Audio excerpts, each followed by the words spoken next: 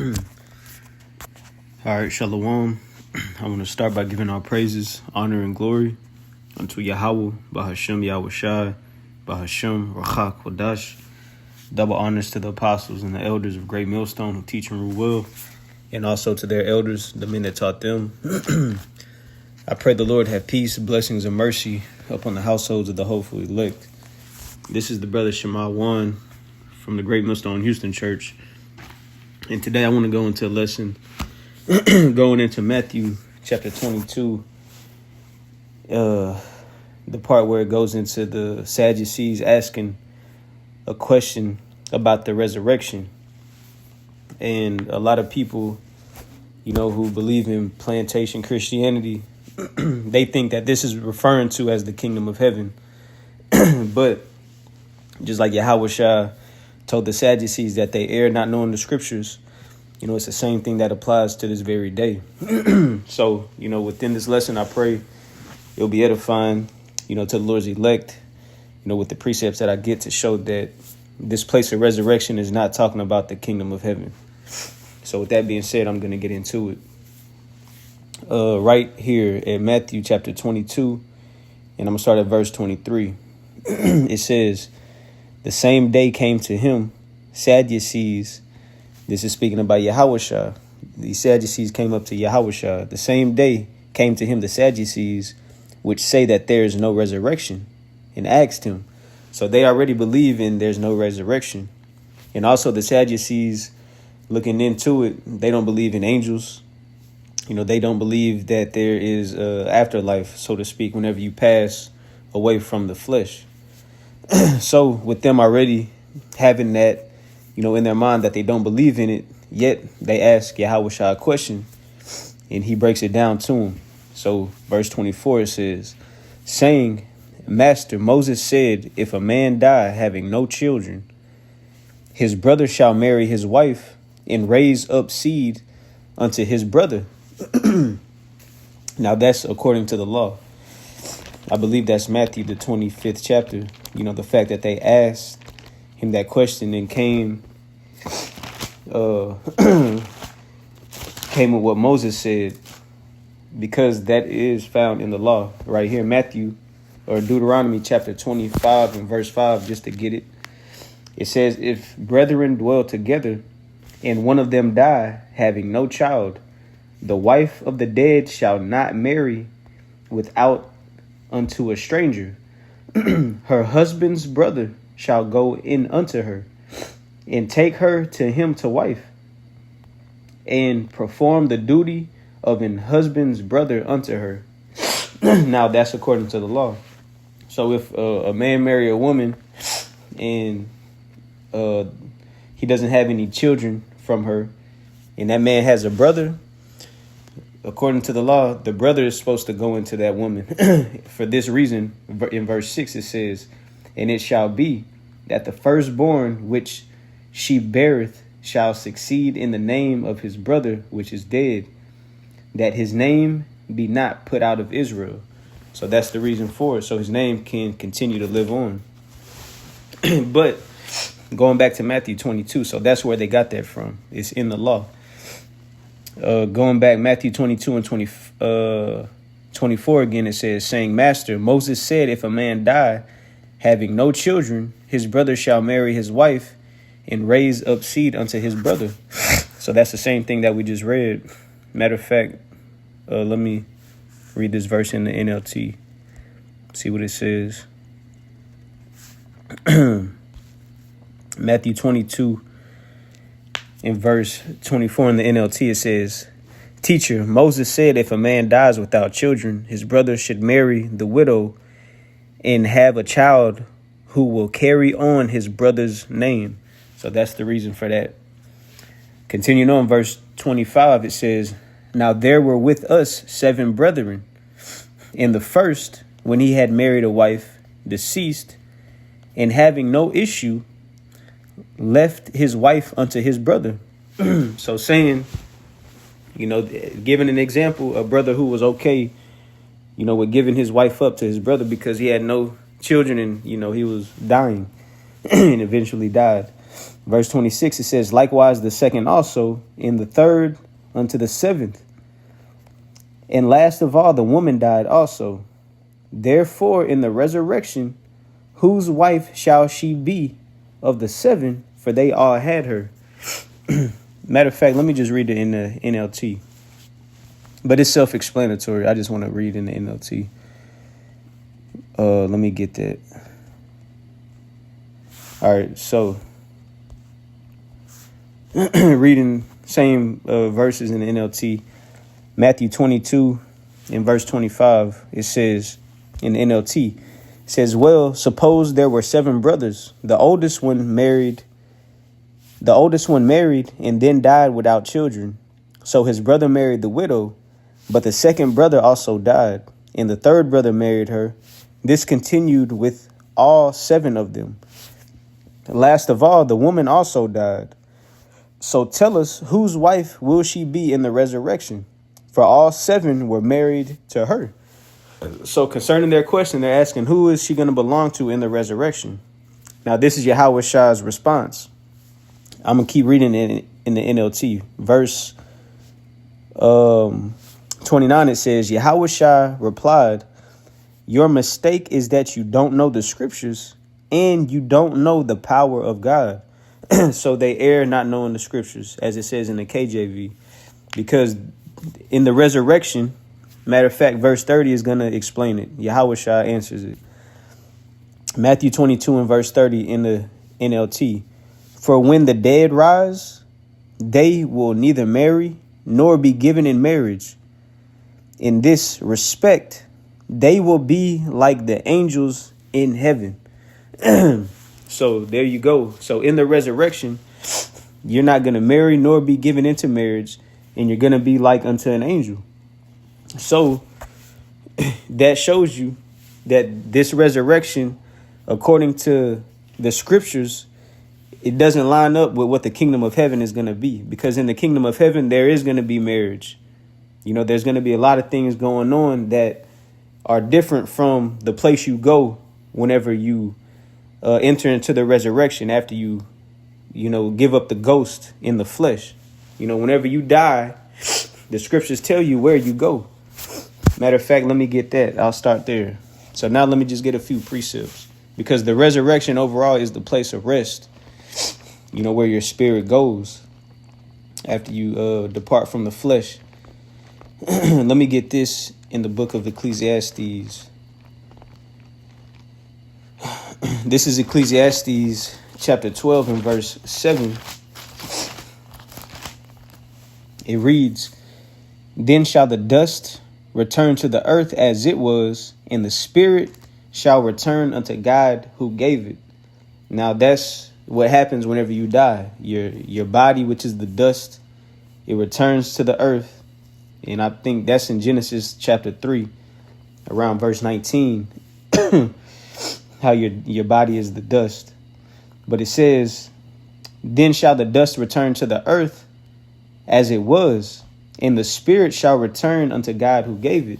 So that's what happens whenever you die, referring to the place of resurrection is where your spirit goes. Let me get another one, because Job even talked about it. Let me read that account. Job, the 3rd chapter. Job chapter 3. And I'm going to start at verse 11. Job chapter 3 and verse 11. It says, why died I not from the womb? Why did I not give up the ghost when I came out of the belly? Why did the knees prevent me, or why the breast that I should suck? Verse 13, for now should I have lain still and been quiet. I should have slept, then had I been at rest. So this is the same place where Job is talking about going whenever he was catching, the hell that he was going through, being afflicted in the flesh. He was saying it would be better for him to die so he could enter into rest. That's the place of resurrection. You know, this is what they didn't understand in the scriptures whenever the Sadducees actually Hawashah about, who's going to have her, because all 7 brothers had her. No, the place that you go, is a place of rest. That's why you're not finna be given into marriage. You're gonna be like an angel, as Yahweh Shai broke it down to him. But even in this place of rest, let me keep reading, because this is where everybody goes. A lot of people think after you die, and give up the spirit, you either go to the kingdom of heaven or you go to hell. That's not the case. That is not the case. When you die, you go back to the Father where your spirit came from. So within this place, let's see who was up there after they die. Job 3:14, it says, with kings and counselors of the earth, which build desolate places for themselves. So that's who's there. Or with princes that had gold, who filled their houses with silver. They're also there. Verse 16, or as in hidden untimely birth, I had not been, as infants which never saw light. They're there too. New stillborn babies, they're there. That's where the spirit goes. Verse 17, there the wicked cease from troubling, and there the weary be at rest. So in this same place, it mentioned the wicked are going to be there too, right? It's not talking about a heaven, the kingdom of heaven, or going to a hell, which doesn't exist. That's made up. That's that Greek mythology. But this is the place where you go after you die. You go to the spirit world. You go back to the realm where the Heavenly Father in Yahweh Shai is. Verse 18, let me keep reading. I'll read to verse 19. So it says, there the prisoners rest together. They hear not the voice of the oppressor. The small and the great are there, and the servant is free from his master. So everybody goes there. Everybody returns to the spirit realm after you die. For instance, just to show it's a place of rest, in that everybody goes there. It's the same thing that happened to Samuel. Let me get that account. Because Christians teach that this place of resurrection is the kingdom, and they got it twisted, because in the kingdom of heaven, we're going to be reproducing and living life to the fullest. And that's a part of that. Because a lot of Christians really turn you off from wanting to go to heaven, as, that's a spirit on this wicked ass world, due to Esau tampering with the scriptures and teaching them incorrectly, because he does not have the truth. The wicked did not have, the truth in their mouth. So they're going to speak lies. In the way that they make the kingdom of heaven seem, nobody wants to go there. And that's why knowing the truth, sets you free, as the scriptures say. You no longer think in that Christianity mindset about, how they laid out the kingdom of heaven to be. The kingdom is going to be, so far out. But I found that this is 1 Samuel chapter 28 and verse, I'm going to get to the point. I'm going to start at verse 15, but this is whenever King Saul was trying to inquire of Samuel whenever the Philistines were coming against him. So, he went to a sorcerer, a woman, that could conjure up spirits pretty much, dealing with the left-hand side. So this is that account where, he summoned, Samuel was summoned, so this is the reply from that happening. 1 Samuel 28:15. And Samuel said to Saul, why hast thou disquieted me to bring me up? Because Samuel was at rest. He was in this place of rest that we just read about in the book of Job. He was in that place of rest where the resurrection is, where you go whenever you give up the ghost from this flesh. So with that being said, he said, why hast thou disquieted me and bring me up? And Saul answered, I am sore distressed, for the Philistines make war against me, and God is departed from me, and answereth me no more, neither by prophet nor by dreams. Therefore I have called thee, that thou mayest make known unto me what I shall do.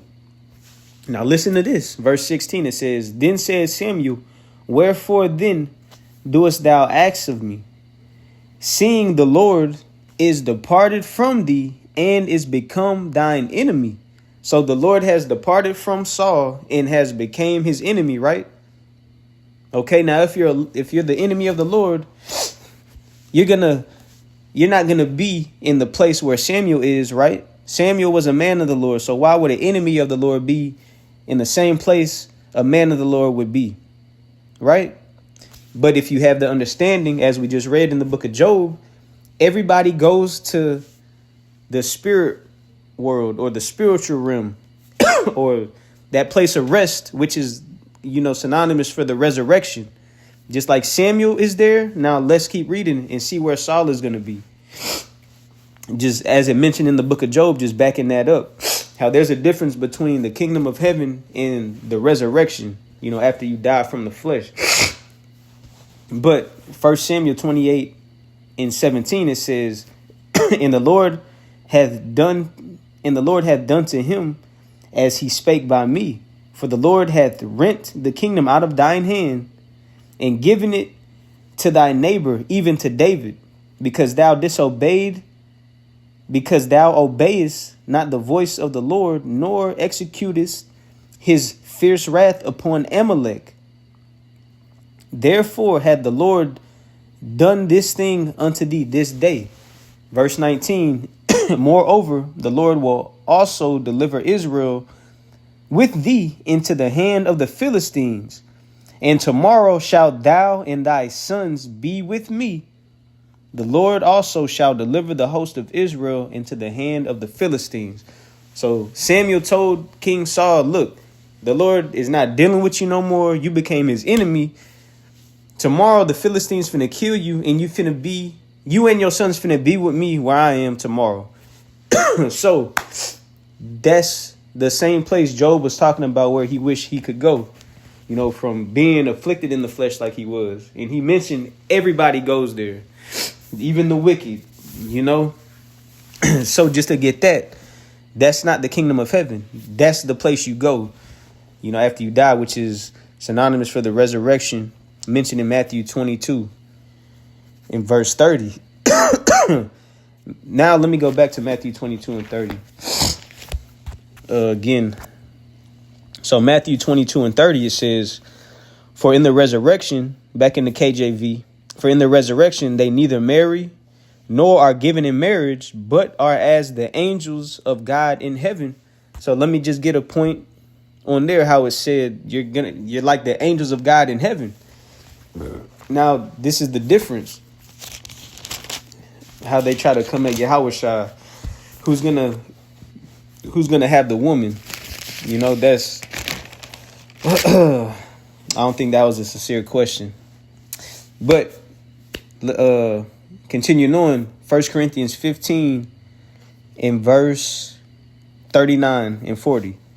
It says, all flesh is not the same flesh, but there is one kind of flesh of men, another flesh of beasts, another of fishes, and another of birds. Verse 40.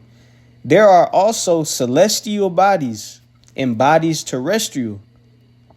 Didn't it say they will be like angels in the place of resurrection?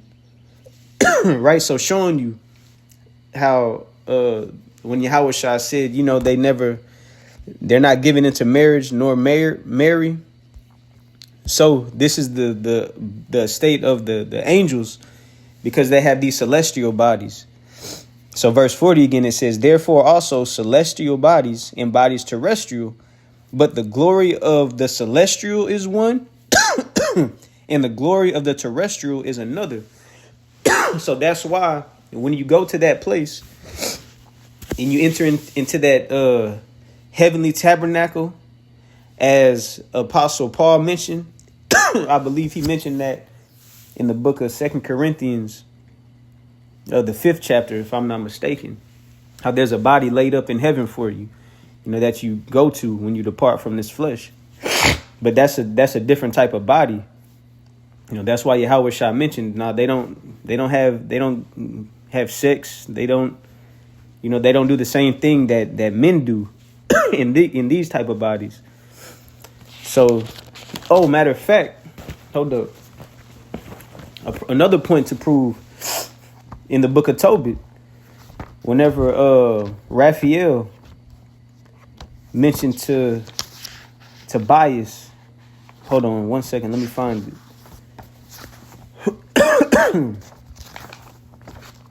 Let me get my apocrypha.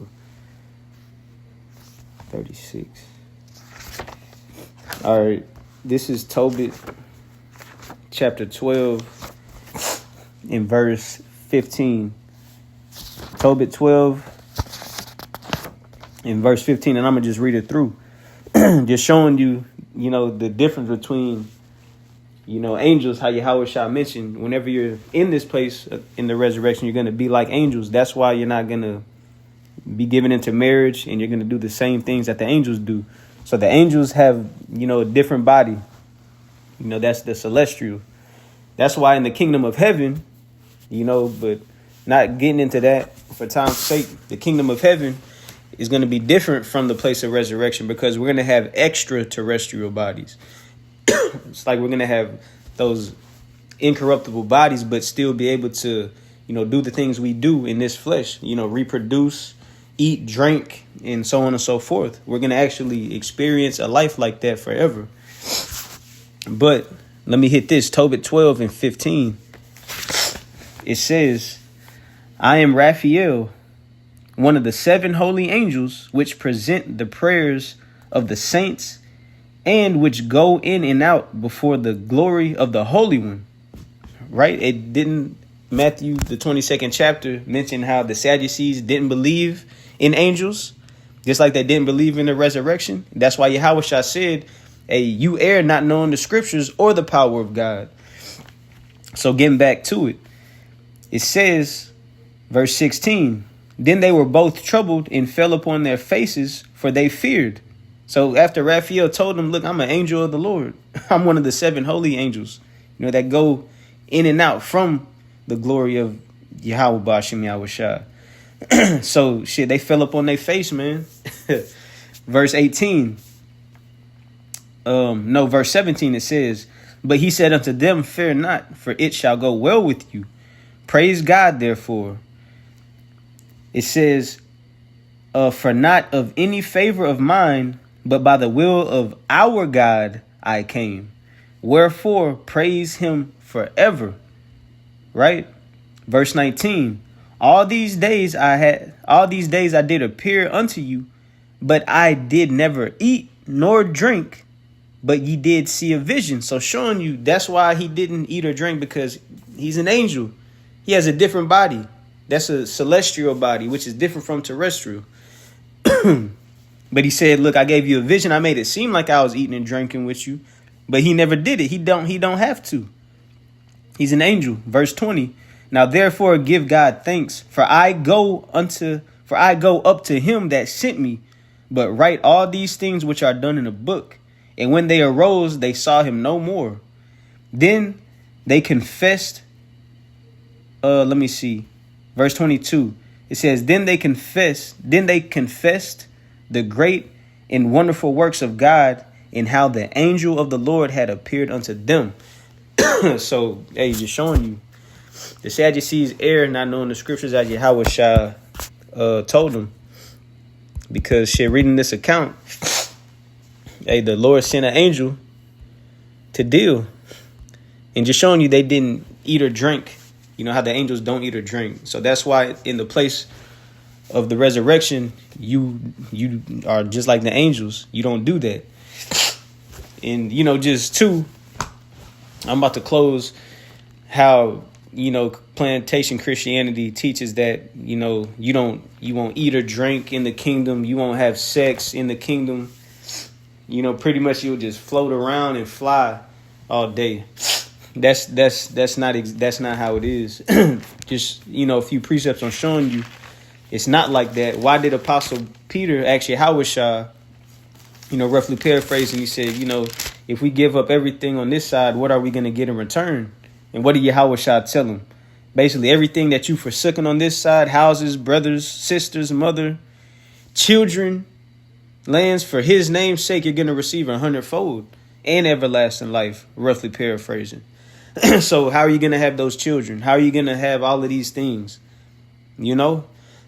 So the kingdom of heaven is different from the place of resurrection where you go. But I'll end it there. You know, I pray this was edifying to the Lord's elect. Again, I want to give our praises, honor, and glory unto Yahweh, Bahashim Yahweh Shai, Bahashim Ruach HaKodesh. Double honors to the apostles and the elders of Great Millstone who teach and rule well. Shalom.